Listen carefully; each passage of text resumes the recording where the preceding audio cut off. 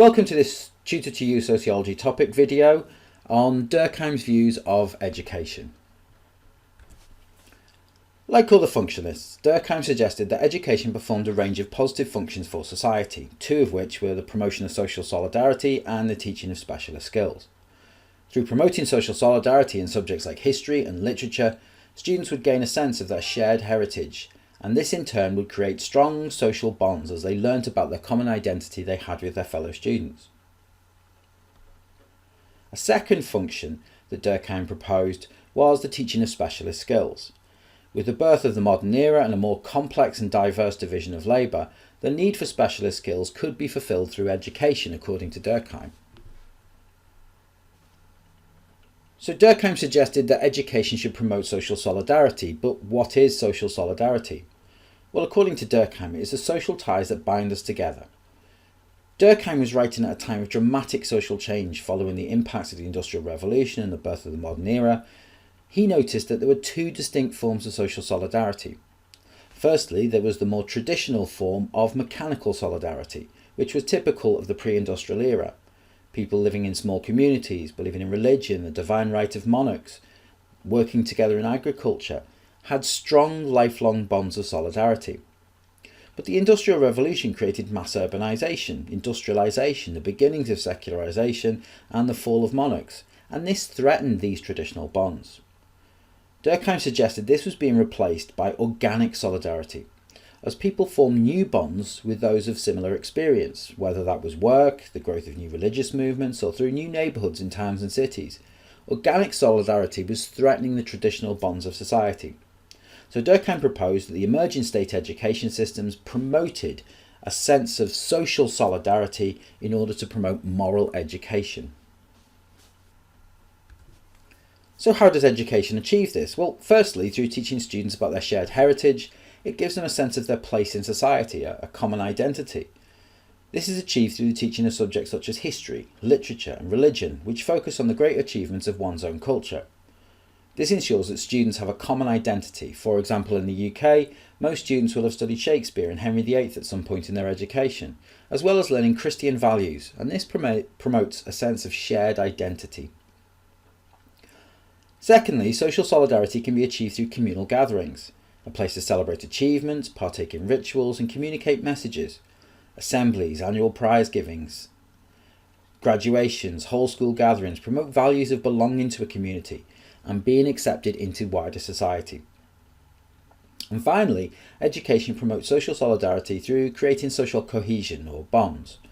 This is evident in house systems in schools, memberships of school clubs, enrichment activities and sports teams. It provides students with a sense of unity and belonging to something that is bigger than themselves. So how might we apply this to contemporary education? Well, educational policies often look to promote social solidarity in schools and colleges, and this is no more evident than the changes to the curriculum introduced by the then Secretary of State for Education, Michael Gove, in 2013. Gove's plans to reform the history and to a lesser extent English literature curriculum to represent an island story of the UK from the Magna Carta to the British involvement in the development of the internet are evidence of education performing the function of social solidarity. By removing European and American history, as well as texts by non-British authors from the literature curriculum, this looked to foster a sense of solidarity amongst students. Controversially, this also extended to the coalition government's introduction of compulsory teaching of British values into schools. While initially seen as a measure to counteract grooming of young people by extremist groups, the British values of democracy, the rule of law, individual liberty, mutual respect for and tolerance of those with different faiths and beliefs, and for those without faith, reinforced elements of British culture and identity within schools, fulfilling the function of promoting social solidarity. Now, of course, we need to evaluate these ideas, and a common evaluation of functionalist ideas comes from the Marxist perspective. Marxism and functionalism are the opposite sides of the same coin. While they both agree that education serves these functions, functionalists promote the benefits for society, whilst Marxists suggest that the benefits do not serve the masses but rather serve the ruling classes. Whose history are students learning? Whose literature? Whose values are being passed on to the next generation? Marxists would suggest it is those of the ruling class. Furthermore, Stephen Ball suggested that the British curriculum is centred on empire and conquest. that education is guilty of Little Englandism by failing to teach history and literature from India, Africa, and the Far East, despite the diversity of contemporary society. And finally, it has been argued by many academics that the teaching of British values could further marginalise minority ethnic groups in society. For example, the use of the word tolerance when discussing other faiths has been controversial, implying that non-Christian faiths are in some way inferior. A second function of education proposed by Durkheim was the teaching of specialist skills. Now, it's important to note that Durkheim proposed these ideas at a time of great social change. Before the Industrial Revolution, most people worked in agriculture, which meant they needed little formal education to perform their roles. However, with the increased mechanisation of society, the modern era required a far more diverse and complex set of skills in order to be able to function.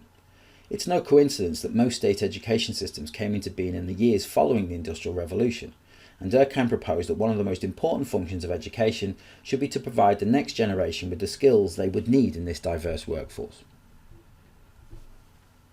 But how does education achieve this? Well, it may seem obvious to say that the education system teaches us skills, but we need to be more specific about how it does this to show a deeper understanding of the functions of education. For example, education sets out the knowledge and skills it requires students to know through the national curriculum. This helps to prepare students for future employment through teaching literacy, numeracy, and other skills and knowledge.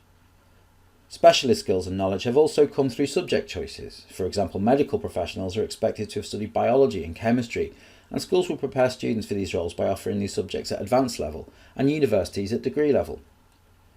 Similarly, training students for more vocational professions require specialist skills. Workers in construction, electricians, plumbers, health and social care professionals will have all undertaken specialist qualification in order to perform these roles, usually through the form of BTECs and from 2020 T-levels or technical levels. And beyond secondary education, the creation of red brick universities in the UK around the turn of the 20th century focused on the new technical and scientific skills. This was to make sure that the UK did not fall behind the rest of Europe. So let's look at some of the evidence of teaching of specialist skills through educational policy. Recently, the government has announced initiatives to give additional funding to schools if students are completing Level 3 Maths qualifications, such as A-Level Maths or Core Maths Level 3. As maths is seen as a shortage skill, the state will respond by pushing additional funding towards that area and enabling more schools to provide for the shortage. In a similar fashion, other shortage subjects like chemistry, physics, modern foreign languages have initiatives for the training and recruitment of teachers, as these skills are increasingly in demand. Another policy which demonstrates a focus on specialist skills is standardised assessment. Educational policies have introduced standardised tests such as A-levels, GCSEs and SATs to test students for specific skills, for example in sociology, application, analysis and evaluation. These tests are designed to see how successfully students have learnt these skills, and therefore testing fulfills the function of teaching specialist skills. And finally, with the impact of globalisation on employment, students are being taught skills that will enable them to compete in the global marketplace.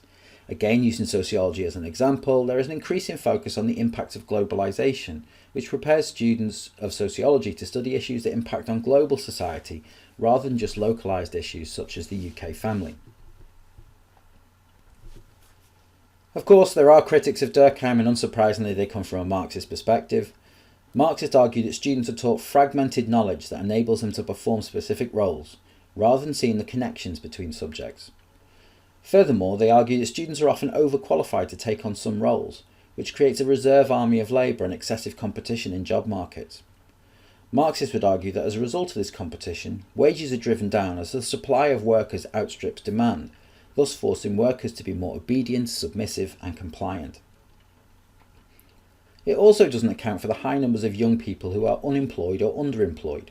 Despite having qualifications, NEETs or not in education, employment or training figures for 18 to 24-year-olds are higher in the UK than many other Western nations, which demonstrates that having skills doesn't always guarantee employment. The teaching of specialist skills is also designed to ensure there are adequate numbers of qualified people to fill vacancies, yet shortages in the UK in nursing and teaching along with IT and the sciences have led to increased immigration into the UK to fill these shortages, which illustrates a failing of the education system to teach specialist skills adequately. And finally, feminists would argue that the teaching of specialist skills has created hierarchies of employment. with girls being discouraged from many different subjects, particularly those on a traditional masculine in a traditional masculine domain.